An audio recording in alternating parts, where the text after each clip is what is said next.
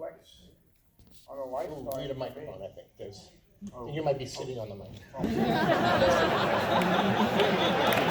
Here you go. That's how I feel about The film. actors reviewer should have taught you about sitting on the mic. Oh yeah, I never learned that one. But you can imagine a lot of people in there that are gone now. So that's one of the first things that gets you when you see films you've done before. It just gets you, But it's a funny kind of thing about acting and about film. It is a kind of immortality, really. As long as it lasts, as long as the world lasts, and they take care of the films. I want to thank the Academy here. It's just a wonderful place. What a great screening room to see a film in. So I'm thrilled for that. And so I don't have much to say. I think I'm a good person for. Oh, you're the interviewer. I'm interviewing you. Come back. I was wondering why he was here. Is he connected? Well, somehow? let's start with how did you become a part of Dog Day Afternoon? How did you? Well, how I came a part of it is I turned it down a lot for some reason. I was having a good time with my life for that moment. I was almost thinking about quitting films, and it's a strange thing. At that particular time, it really was a very interesting turning point in my life, this film. And I thought I was having fun, if you know what I mean. And I remember saying to my dear friend, beloved friend, Charlie Lawton, whose wife plays the wonderful girl, and they want to go back, Penny Allen. Oh wow! Yeah, so and they were very close people in my life, and I was with Charlie, and I said, I don't know if I want to go do this film and be in a bank with a gun and going crazy. And, I've had it. I made The Godfathers. I made Serpico. I did Panic in Needle Park. I was working a lot on the stage and stuff. I stopped getting tired of it. I was young too, but I was high. And I thought, well, it was a strange time in England. I was in England with Charlie, and I was doing some sort of publicity for something, I think. And Sidney was there, the most glorious man you'll ever meet, Sidney Lumet. And I knew him, and what a great director. This is 2 hours and something, and it's all talking for the most part, but movement. Notice how he styles things, and you don't know what's going on, and it's all him directing. And I wish I could run that fast now. This is the second movie you did with him. Oh yeah, I did Serpico was the first, and then and so I was not going to do it. Somebody else was going to do this part. And the great Martin Bregman, who was my manager, producer, produced Scarface, among other things that I did, and he said to me, called me up. Time went by, and they were going to make this movie without me, and I couldn't care less. Sorry about that. But I thought, I don't want to go through this stuff anymore. I get that feeling sometimes, all the time. They pull me back in. Anyway,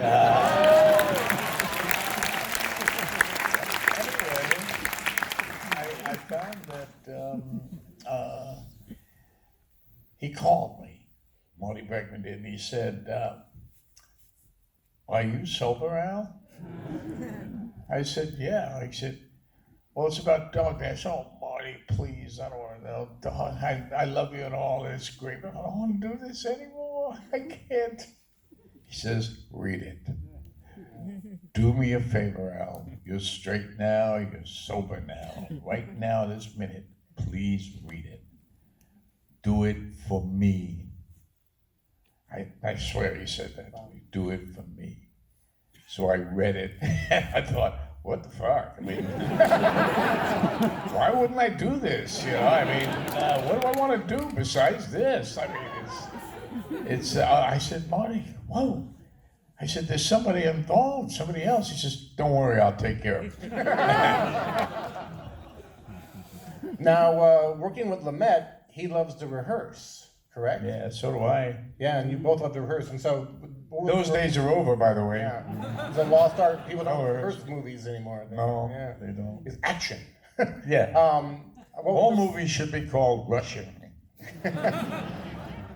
What was the rehearsal process like this? Well, it was really great because you know, we were all rehearsing, and Sidney Lumet rehearsed this thing for 3 weeks. Yeah, he did this in 5 weeks. That's all it took him. I mean, to watch him, directors used to come from all over just to watch him. They still watch the film to watch what he did in it, how he moves it. They'd watch him on the camera too. He was just so animated, but the 3 weeks we'd rehearse, and I would just rehearse. You know, Sidney's the kind of director, so you do a take and you say, "Whoa, I did it." He says, "Do it again." No, I'm depleted. I'm depleted. No, do it again, because he had a way of getting to you. You know, I loved it. But at the same time, we rehearsed, and I'll tell you something a couple of people don't know, certainly I don't know if you know, that that whole Attica thing, at the time, you know, there was a big problem going on with when they killed all those prisoners and other people, the Attica situation with Rockefeller in the 70s. That's a 70s film you just saw, in the old 70s. And I remember asking Sidney, he said to me, he said, "Hey, Al, wait." I said, "What's going on?" And he said, "I don't know. This film is out of our hands, Al." But halfway through it, he says, "It has its own life." And I could see that now. Anyway, what I did was, I was gonna go outside in the bank. I'm gonna walk outside, and this great assistant director named Bert Harris. I don't know if you've heard of Bert Harris. Just amazing. Always with Lumet films, he did. And he comes up to me and he says, "Hey, Al, come here. You know, he's the guy who used to, every morning I came in, you know, he'd give me all these kind of drinks to sober me up and get me started. And Bregman was so great because he built an apartment for me under the set. Oh, wow. Yeah. And I'd sit there and do marijuana with Judy Molina, that plays my mother, the great Judith Molina. And she chain smoked marijuana, you know, and I just would take totes here and there. You know? But it was great. But I was going into the street, and Bert gets hold of me, Bert Harris, and he says, "Al, come here. He says, say Attica." I said, "What?" He says, "Go out there, say Attica." I said, "Say Attica." He said, go. So I gotta go out, right? It's coming. Action, I go out in the street and I start to go out. I said Attica, the fucking crowd, it was crazy. Oh, wow. They just start going crazy. And I thought, wow, they get it, you know. And that's what I like about films, because you can do films and that kind of thing can happen, you know, you get that spontaneity. That's amazing. Yeah. That's the best AD story I've ever heard. Oh, God, he was amazing, yeah. Well, a smart guy. Did Serpico with him, too. You know. He always had some little, I think he went and directed a film. That's a little different now, you know, but he and Sidney were like that. Then the phone call with the two people, my 2 wives in it? Yeah. Well, we were on the set, and we didn't have that scene because there was the original scene that was written is the wife comes just as Marilyn Monroe, and we kiss. I thought, that's not gonna work. I said, this doesn't work. because it was too exploitive and strange. It didn't work because it wouldn't happen. And what really happened was that you saw that scene. And so Sidney Lumet, because me and Chris Sarandon had been working for so long, and we had rehearsed, and we had been shooting, we were sort of into the roles. So he had us both improvise. We took he took a tape recorder, and we sat in the bank, me and Sarandon, me and Chris, and we just started to improvise. And then we'd finish, and he'd have another improvisation, and another, and then what he did is he transferred them, and took what he liked in one, put another. That's a 14-minute scene we were. It's an amazing scene. I mean, and so it was amazing, because we had known, because of rehearsal, you start to know the characters you're playing more, and it gets a little deeper. I don't know who I'm talking to. Is Chris off camera for you during that, or how did you actually shoot it? Because it feels No, it was off camera. We were days before. We were doing these improvisations, Right. And he taped them, and then he sort of rewrote. I've done that before. I did a Harold Becker film, Sea of Love, and and so it was great. It really. But that time we had a writer's strike, so we had to do it.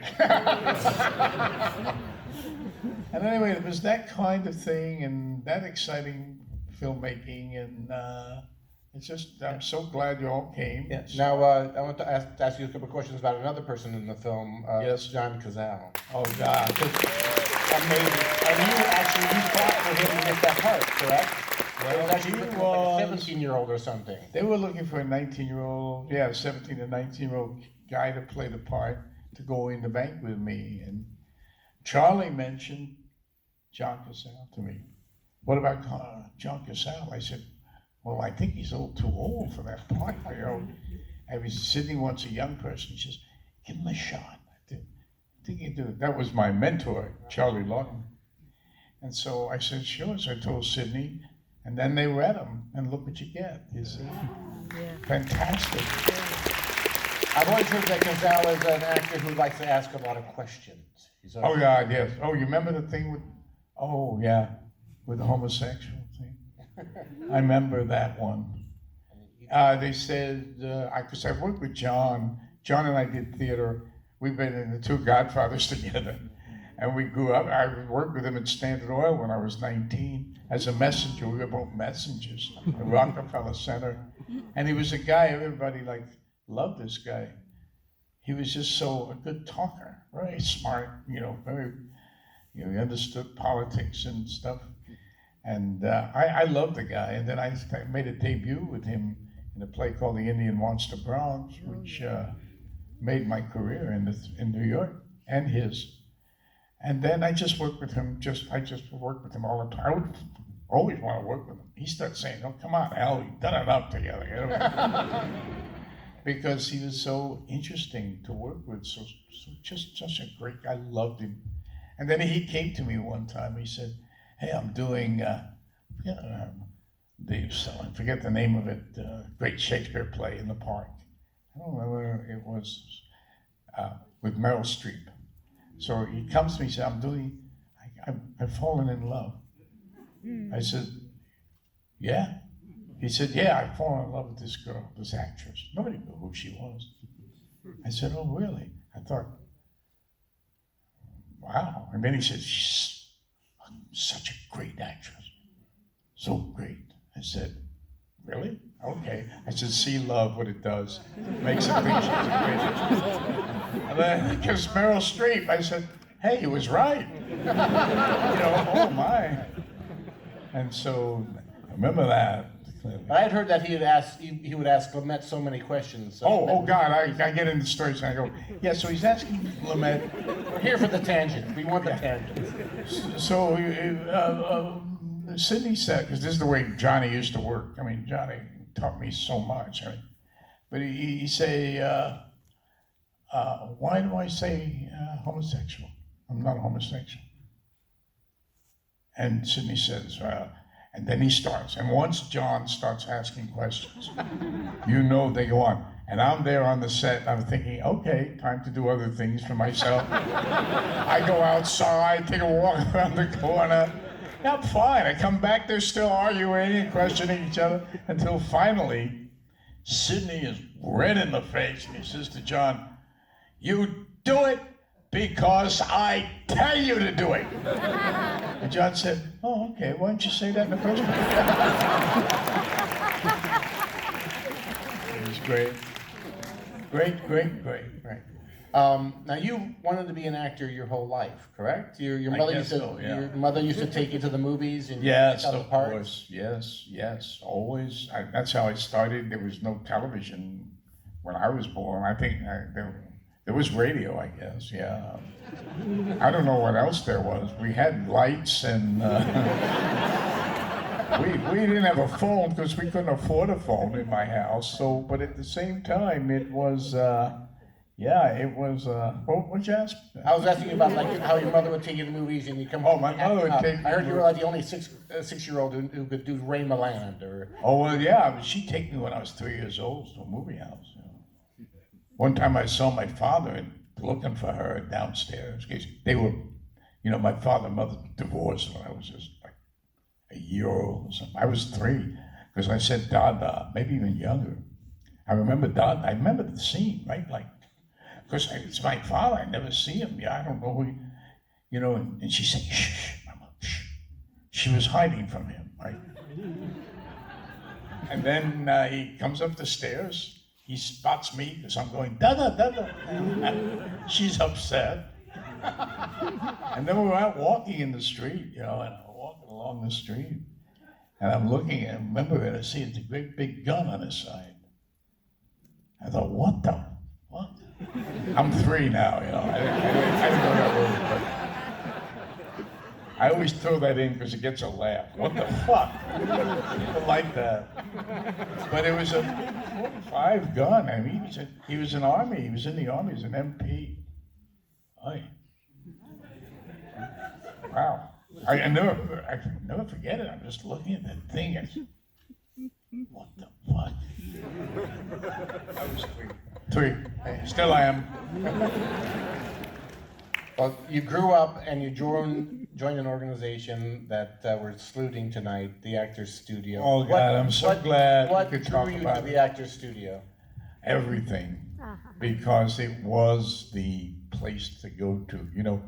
If you see this great film now, documentary about that, Ethan Hawke made, it's wonderful. It's wonderful, and in it, they show a few scenes. Just going through it, you see in the Actors Studio, you see Marlon Brando there. You see James Dean there, Paul Newman, Marilyn Monroe, all of them. Just in black and white, you see it, and you say, that's where it was. It was fermenting. Elia Kazan, the great films, and then they had part coming from the Yiddish theater, and they were, really doing Broadway with the group theater. And they went to form this place where it's still on 44th Street. That's why we're still here. That's why this film is shown tonight, because it's operated through the help of people and benefit and stuff. And it went there in 1947. And then they did plays occasionally there, but it was this theater for actors to go, to experiment, for writers to try things out, for directors, mainly in the theater, because film wasn't a hot commodity yet. It had come, so it had the 30s, with the talkies and just started in the 40s. But it was all about preparing the actor for film too, to be ready by experimenting and doing things they wouldn't normally do with casting. Now you had to audition for the Actors Studio.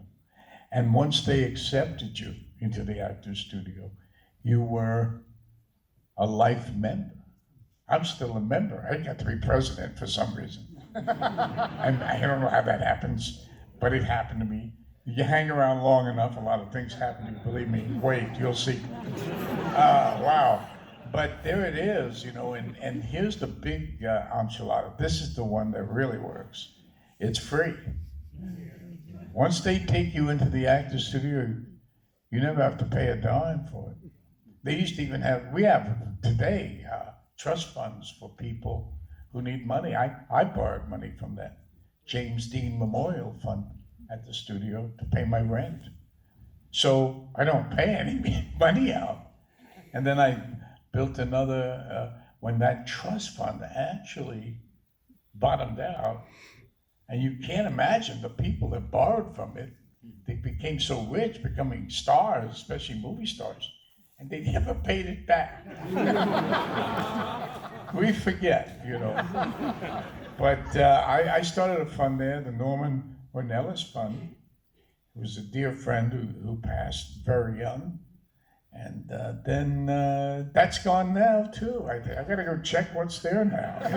Check the till. It goes. Well, what made Strasberg such an important figure? What made him such a great teacher?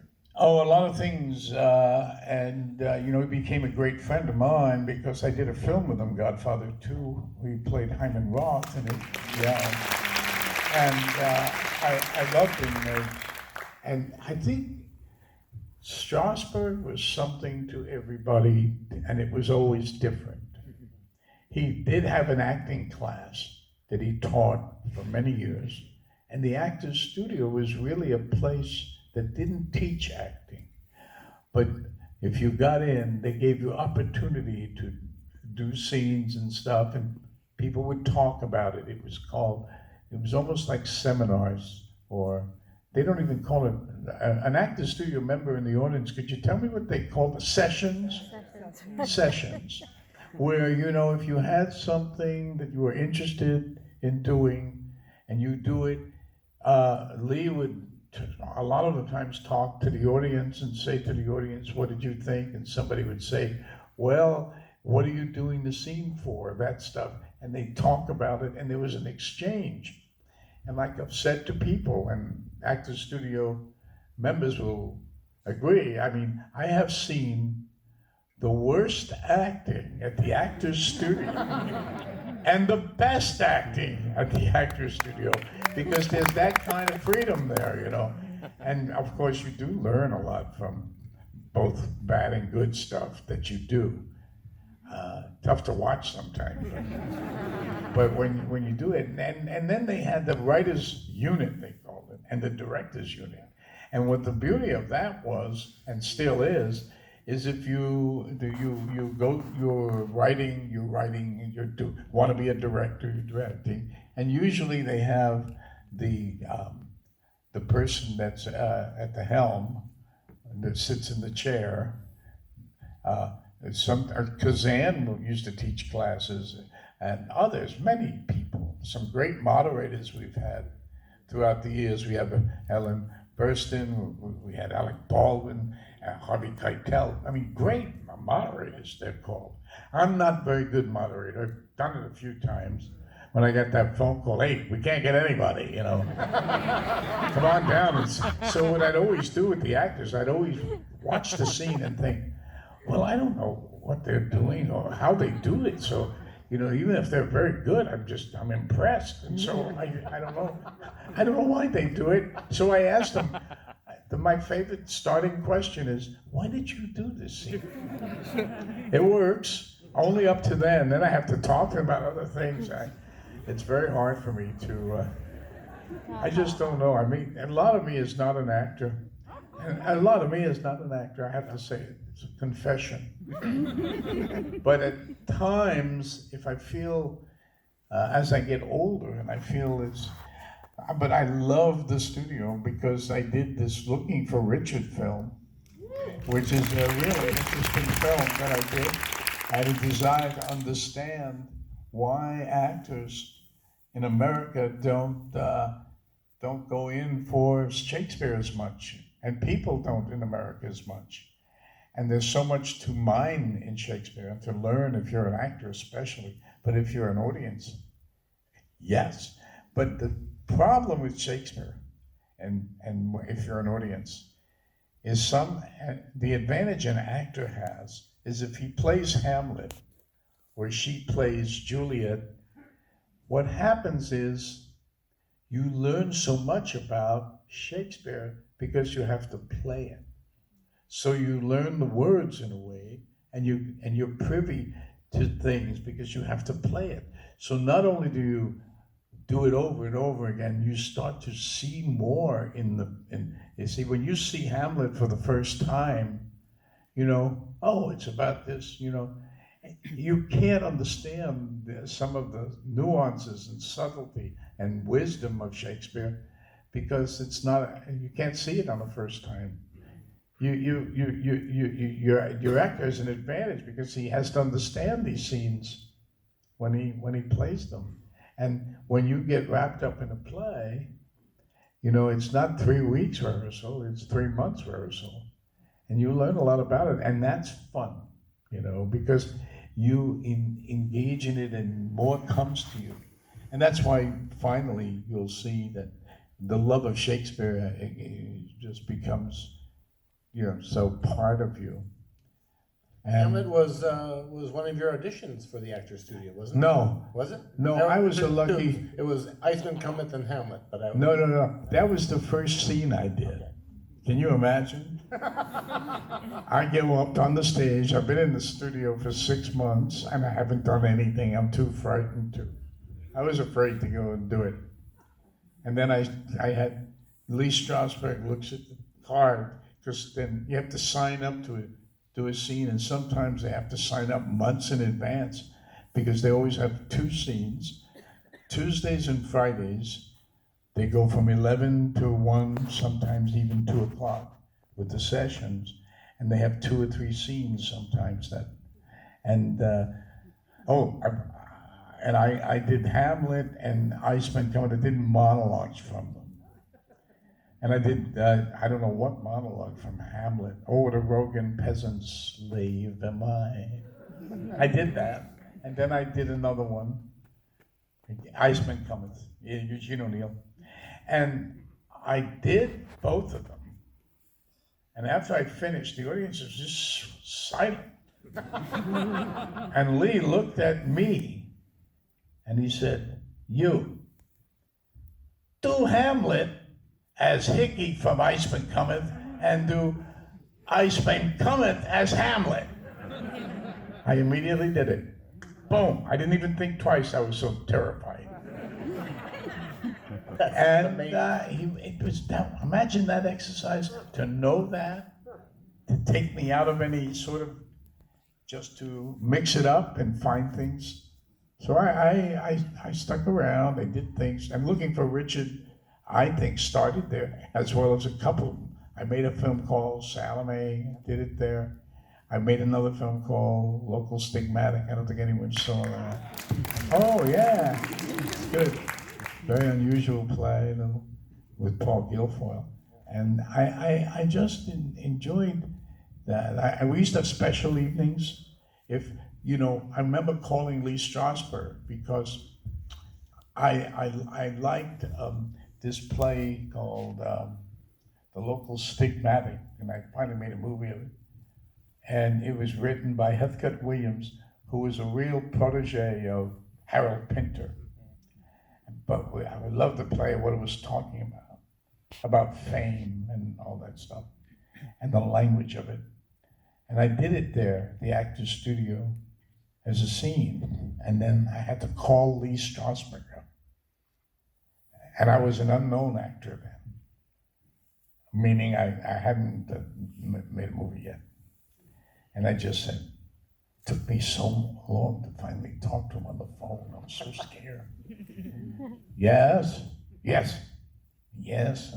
can't get his voice, but yes, whatever it was nasty. And so I said, well, it's Al Pacino. What I liked about the thing, the first time I ever got into the studio, Lee Strasberg looked at the names and he sees my name and he said, Al Pacino is doing Nobody had pronounced my name right. Because it's Pacino. And they go Pacino, and the teachers in school used to get pissed off. What's he doing with an Italian name? You know how they are. Pacini, Picano. And I just say, Pacino. My other part of my family changed the name to Gerard.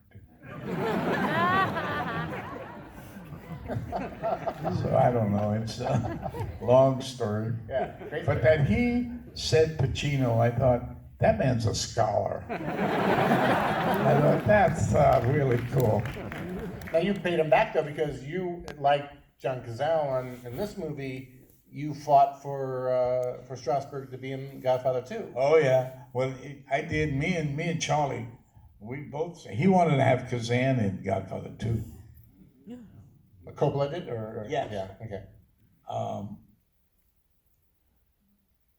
I don't think Kazan wanted to do it, but I said, what about Lee? So Francis said, Lee, yeah. I said, wouldn't he be interesting for that part? Wow. So Lee was doing a thing on some dinner, big dinner with it, and he was on the dais, and about some charity or something. And I snuck in Francis on the side. And I said, watch this guy. And he gets up there, Lee Strasberg, saying, darling, we do these things. And I'm on it all of a sudden. And he said this. And then he's so smart, Lee was. It was so witty. He made people laugh. And that was it. Francis was like, he got wroth. And then it was easy to convince him to do it. I mean, he said, Godfather's great. So we did the film. And I really, it takes balls, Here you are, the guru of acting. All of a sudden you're doing an acting job and you never made a film. How cool is that? Some people, he was fearless, absolutely fearless. Now, this is a silly question. Did you watch the miniseries about the making of The Godfather? I did, yeah. What did you think of I liked Pacino? it. I liked it. Well, I liked the kid who played me, but I thought, gee, wow, he has a lot of charisma. I was, a little bit, sort of favorable because, But The Godfather, it was like, as I said, it has a kind of, it goes along. A lot of that's true, by the way. In case you're wondering, but it's true. It's funny, the whole theme of this interview so far has really been about how people who weren't supposed to be cast, Cazale and Strasberg, and you were not supposed to be cast in Godfather. Of course not. There's only one thing Francis Coppola wanted me. What can you do? When a director wants you, guys, please do it. Because they see something, he saw something I didn't see. I honestly didn't. I wanted out of that film. When I was in the middle of it, it's not very exciting to be around where nobody wants you around. You sort of go, what did I do wrong? And I must say, he was very wise and helped me a lot.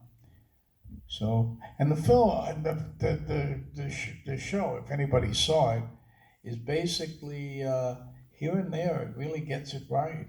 I don't think some of my memory anyway, some of the things that my character was doing, actual events, maybe I was at that event, I have no memory of it, but I remember something. I remember the great Al Ruddy, and when I went after the first guy, and Al Ruddy was absolutely beautiful to me the whole time on the picture. Even when they didn't want me, he wanted me.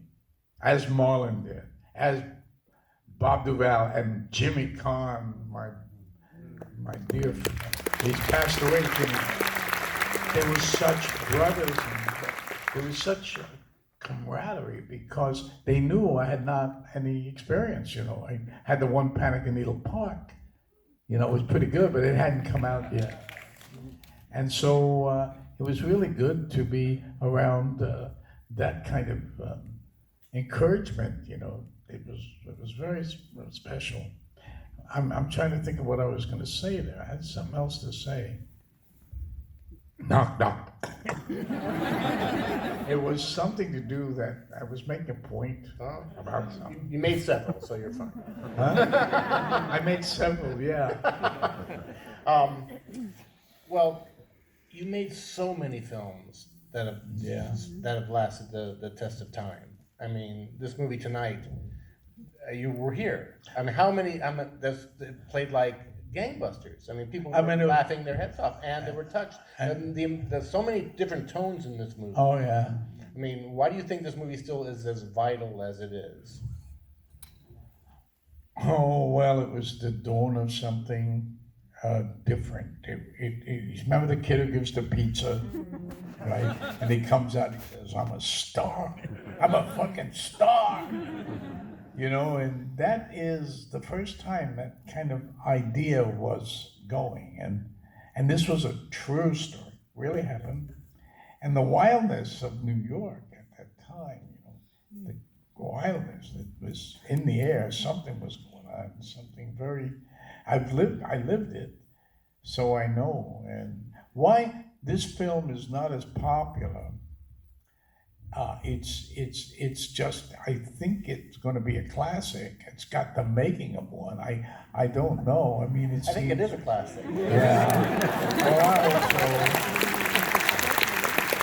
You know, it's because, too, there's a lot of dialogue in it. There's a lot of, you know, that's one of the earlier, when I heard certain complaints about it, because it's like a play.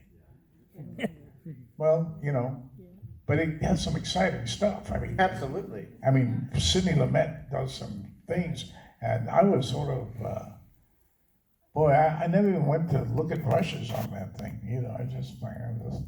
I would be so knocked out by doing that character. Did you ever meet the real guy? No, I didn't meet him because sometimes I'll meet somebody. I met Serpico. He was around. I didn't meet Jack Kavorkian either when I played Jack Kavorkian. Let's keep it that way. Well, no. He was a great guy. I met him afterward.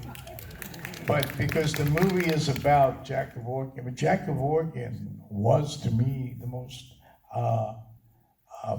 humanist. Was really, he was for life, and a lot of people didn't realize that he was pro-life.